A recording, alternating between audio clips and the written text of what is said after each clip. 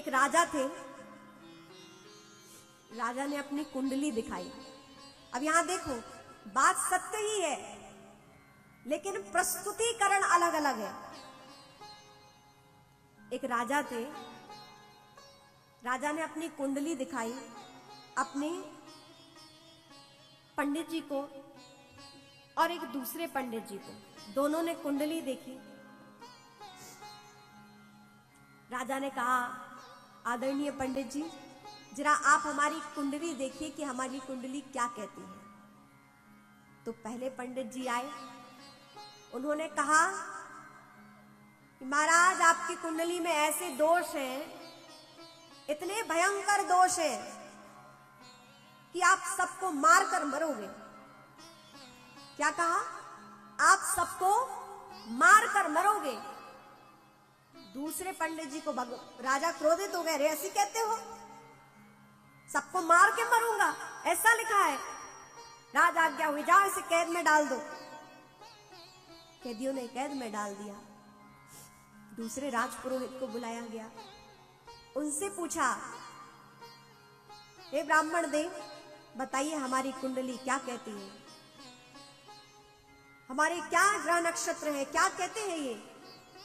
उन्होंने बड़ी विनम्रता के साथ उसी बात को कैसे प्रस्तुत किया? कहा, हे महाराज, आपके परिवार वालों से आपकी आयु ज्यादा है। बात एक ही हुई ना? आपके परिवार वालों से आपकी आयु ज्यादा है। अब ये मीठा सत्य है ना? बात दोनों ने कही कि आप सबको मारकर मरोगे, यानी सब पहले मरेंगे, आप बाद में मरोगे, है ना?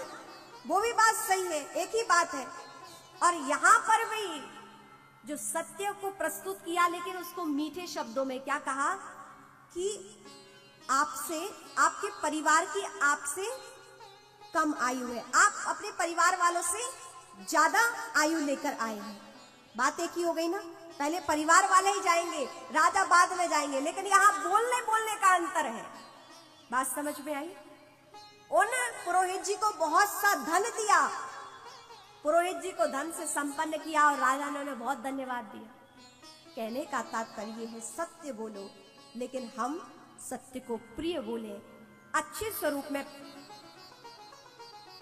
कहते हैं कि शब्द भी भोजन की तरह है। कैसे है? शब्द भी भोजन की तरह है। कौन सा शब्द किस समय और कहां परोसना है, यदि ये आ जाए ना, तो उससे बड़ा रसोइया और कोई हो नहीं सकता है।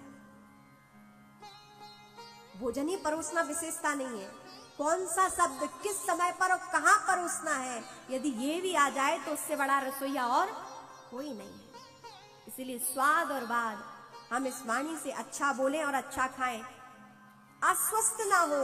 यदि अस्वस्थ आप हो गए तो जो हमें भजन साधना करनी है वो इस शरीर से हो नहीं पाएगी, और भजन साधना अपने इष्ट को हम ना मना पाए तो भगवत प्राप्ति नहीं होगी, और भगवत प्राप्ति नहीं होगी तो ये मानव जीवन सार्थक हो नहीं सकेगा। इसलिए शरीर को स्वस्थ रखना परम आवश्यक है। और शरीर स्वस्थ कहां से रहेगा? हमारी जिह्वा से, वाणी से, कि हम अच्छा भोजन ग्रहण करें, शुद्ध भोजन ग्रहण करें, ताकि हम स्वस्थ रह सकें। और इस वाणी से हम अच्छा बोलें ताकि हमारे संबंध भी अच्छे रह सकें।